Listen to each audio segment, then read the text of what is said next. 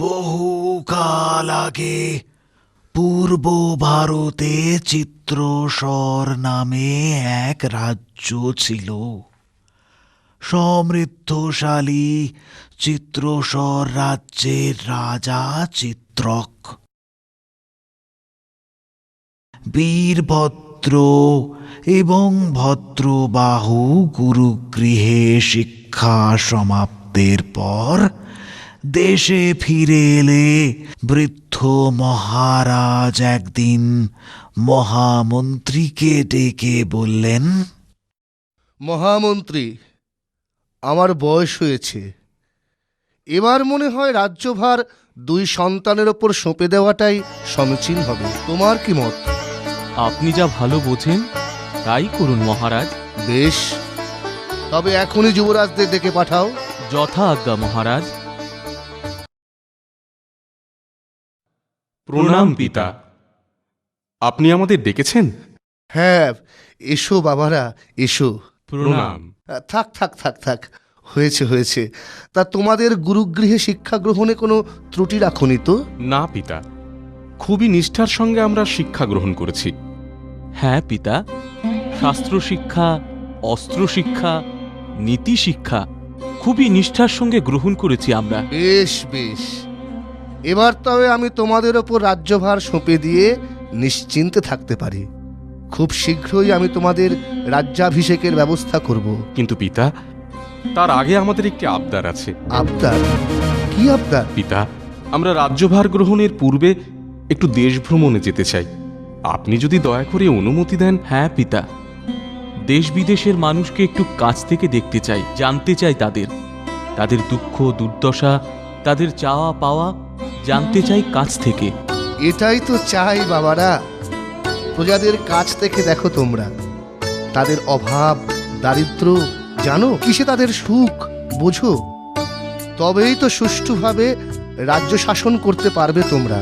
অবশ্যই যাবে তোমরা। তবে আগামীকালই আমরা রওনা দেব পিতা। ঠিক আছে, তবে তাই হোক, কিন্তু দ্রুত ফিরে এসো তোমরা। আচ্ছা পিতা, তবে এবার আমরা আসি। এসো এসো তোমরা। পিতার অনুমতি নিয়ে যুবরাজ বীরভদ্র ও ভদ্রবাহু দেশ ভ্রমণের উদ্দেশ্যে রওনা দিল। বহুদিন ধরে বহু দেশ ঘুরল তারা।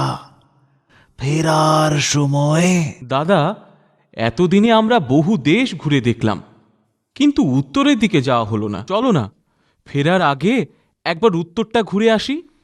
কিন্তু ভাই, পিতাজি দ্রুত ফিরতে বলেছেন।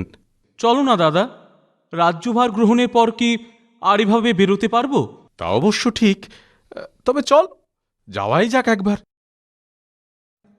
দূর কিছুই তো নেই, চারদিকে শুধু পাহাড় আর জঙ্গল।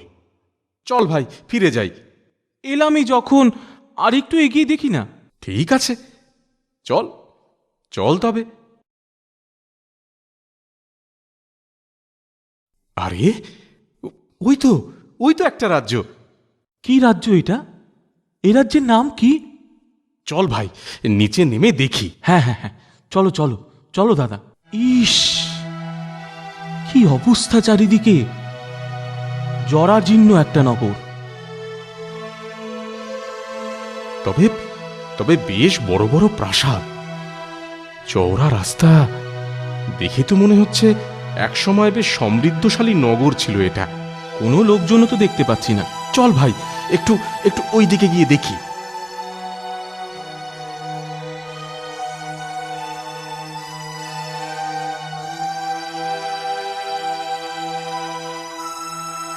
বাবা, কি আশ্চর্য!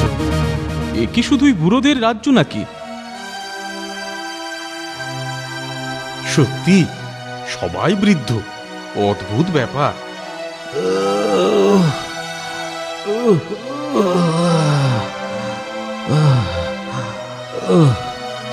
আর পাচ্ছি না রে বাবা। ওই তো, ওনাকে একবার জিজ্ঞেস করে দেখি। আর পাচ্ছি না। ও খুড়ো, আরে ও খুড়ো, শুনছো? এ এ ডাকে? এই যে এদিকে, আমরা গো, আমরা। আচ্ছা, এই রাজ্যের নাম কি? এ রাজ্যের নাম শ্বেতপুর। কিন্তু তোমরা কারা? এখানে এসেছো কেন? ফিরে যাও বলছি, ফিরে যাও, ফিরে যাও, এক্ষুনি ফিরে যাও। আহা, শোনো শোনো শোনো, আমরা আমরা অনেক দূর থেকে এসেছি, পূর্বের চিত্রসর রাজ্য থেকে। আমরা দেশ ভ্রমণে বেরিয়েছিলাম, ফেরার পথে ভাবলাম। তা মরতে এ রাজ্যে কেন এলে? এক্ষুনি চলে যাও বলছি, নয়তো নয়তো এই আমাদের মতো অবস্থা হবে। হ্যাঁ, মানে? তোমাদের মতো মানে? মানে বৃদ্ধ হয়ে মরতে হবে, অকালে এমন বুড়ো হয়ে, দুর্বল শরীর নিয়ে। ঠিক করে বলো না, কিছুই তো বুঝতে পারছি না আমরা। দেখতে পাচ্ছ না? ছোট বাচ্চা থেকে যুবক যুবতী সবাই কেমন বৃদ্ধ বৃদ্ধা হয়ে গেছে। এ রাজ্যে সবাই বুড়ো আর দুর্বল, চলাফেরা করার শক্তিও নেই কারো।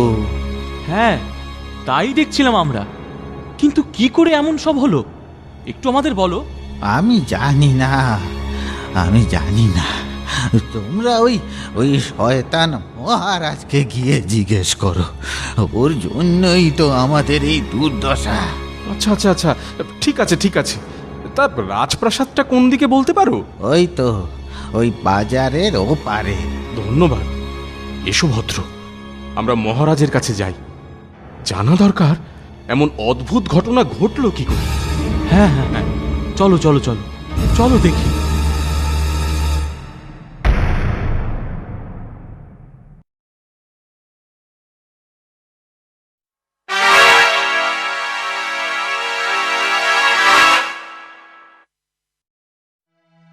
প্রণাম মহারাজ।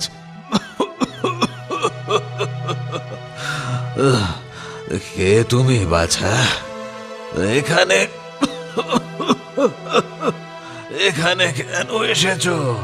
মহারাজ, আমি চিত্রসর রাজ্যের জ্যেষ্ঠ যুবরাজ বীরভদ্র, আর আর এই আমার ভাই ভদ্রবাহু। প্রণাম মহারাজ। রাজ্যের এই দশা কেন? আর এই অবস্থার জন্য সবাই আপনাকেই বা দোষী করছেন কেন? আমারই দোষ বাছা।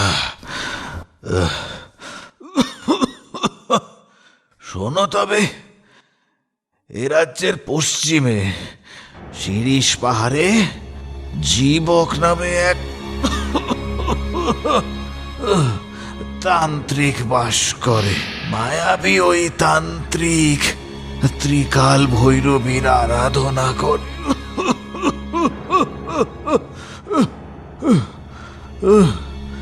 সে একদিন আমার কাছে এসে আমায় বলে,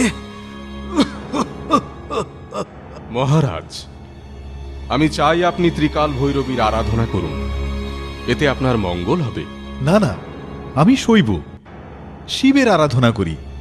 মহাদেবের কৃপায় আমার রাজ্যের প্রজারা সুখে শান্তিতেই আছে, কোনো অভাব নেই আমার। তবে কেন আমি অবাধ্য হয়েও না মহারাজ, তবে কিন্তু বিপদে পড়বে। এত বড় স্পর্ধা!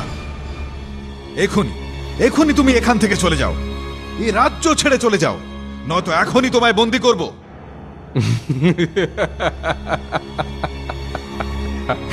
আমায় আমায় বন্দি করবে? কোন শক্তি আমায় আটকাতে পারবে না মহারাজ। প্রহরী, প্রহরী! ঠিক আছে মহারাজ, আমি এখন চলে যাচ্ছি, কিন্তু এর পরিণাম ভালো হবে না।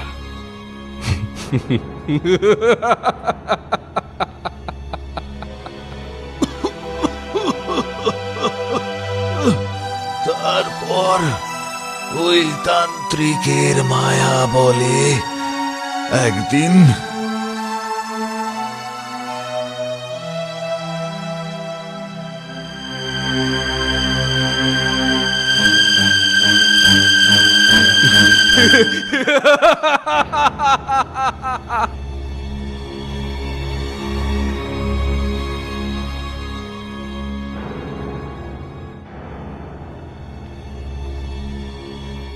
দেখ আমায়, এ কি?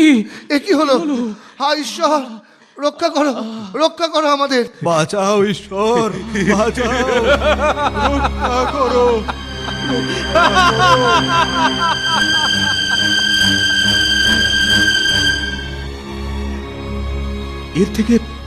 এর থেকে কি মুক্তির কোনো পথ নেই মহারাজ? একমাত্র ওই তান্ত্রিকই পারে এই অবস্থা থেকে আমাদের ফিরিয়ে আনতে। তবে আমরা এখনই যাব তার কাছে। চলো দাদা। আসি মহারাজ। কিন্তু তোমরা কি পারবে? চিন্তা করবেন না মহারাজ, আমরা ঠিক পারবো। আমরা আসি।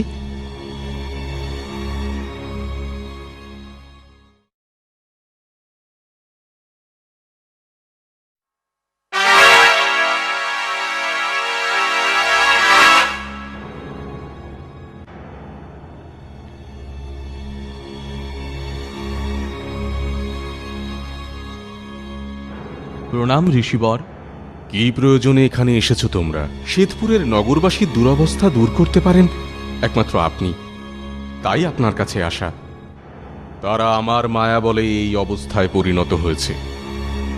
আমি ভিন্ন, তাদের মুক্তির কোনো পথ নেই। আমি তাদের মুক্ত করতে পারি, তবে তার পরিবর্তে একটি কাজ করে দিতে হবে তোমাদের। বলুন ঋষিবর, আপনি যা বলবেন আমরা তাই করব। শোনো শোনো তবে, শৈলেশ্বর পাহাড়ে মহাকালীর মন্দির আছে, সেখানে যাও আর মহাকালীর হাতের খাড়া আমায় এনে দাও, তবেই আমি নগরবাসীকে মুক্ত করব। ঠিক আছে, ঠিক আছে, চল চল ভদ্র। দাঁড়াও তোমরা। শোনো, আগামী সন্ধ্যের মধ্যে আমার ওই খাড়াটা চাই, নইলে কিন্তু। ঠিক আছে, আপনি নিশ্চিন্তে থাকুন। চলো দাদা।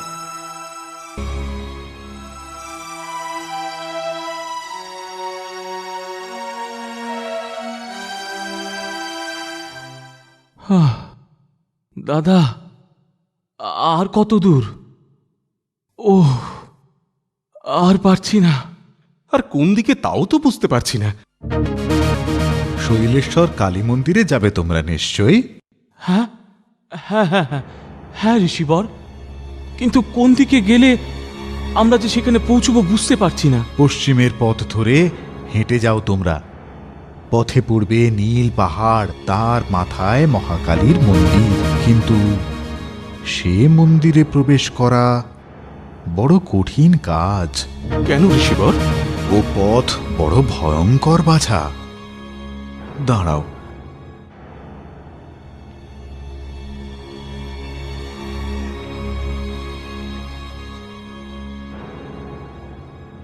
এই তলোয়ার সঙ্গে রাখো। পথে বিপদে পড়লে সাহায্য করবে এই তলোয়ার। ধন্যবাদ ঋষিবর, এবার আমরা আসি। এসো তোমরা।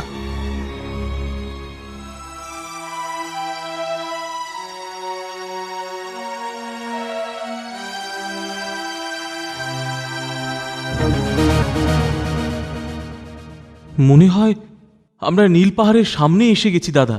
হ্যাঁ, আমারও তাই মনে হচ্ছে। নীল পাহাড়ের ওপারেই শৈলেশ্বরের কালী মন্দির। চল ভাই, তাড়াতাড়ি ফিরতে হবে আমাদের।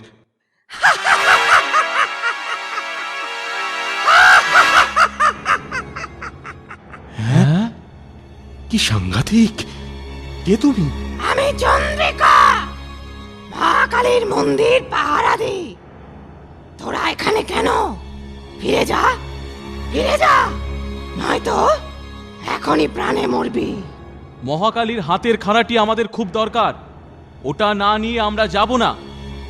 এত বড় সাহস, মহাকালীর খাড়া নিবি? দাঁড়া।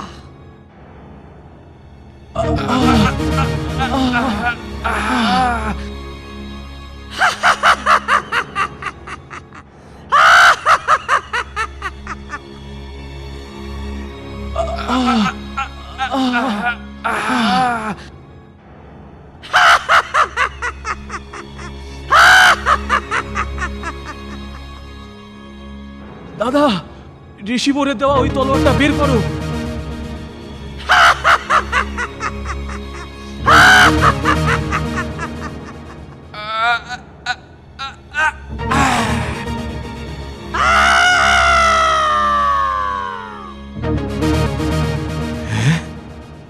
কে আপনি?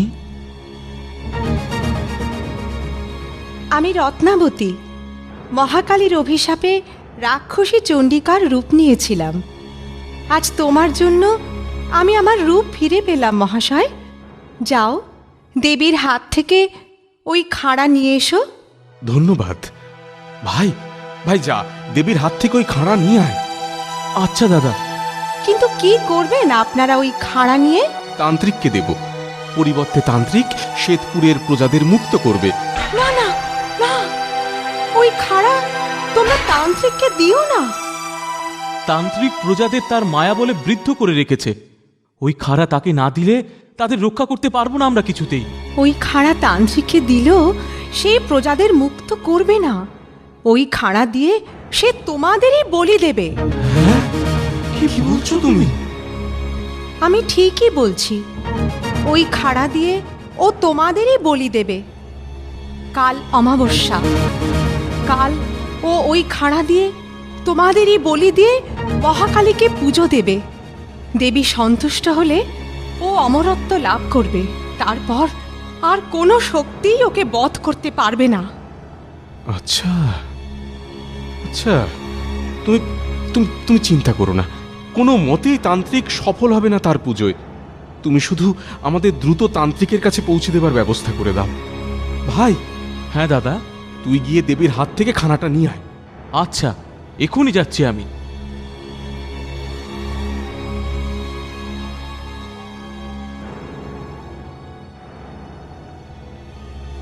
এই এই নাও দাদা। দাঁড়ান আপনারা।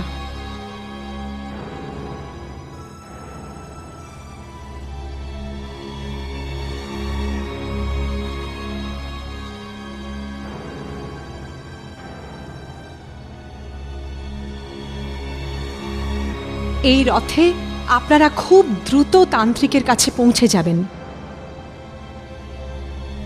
ধন্যবাদ, অনেক ধন্যবাদ। আসি, আমরা আসি।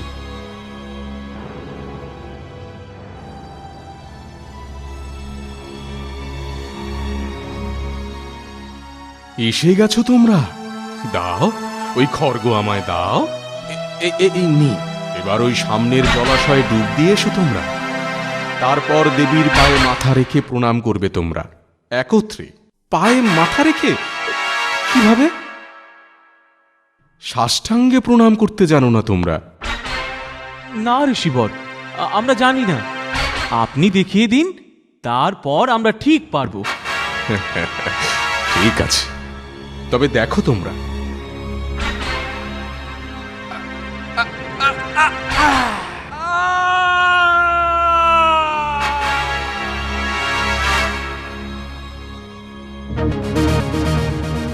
ওরে ওরে, দেখ দেখ দেখ দেখ, আমরা আবার আগের মতো হয়ে গেছি। দেখ দেখ,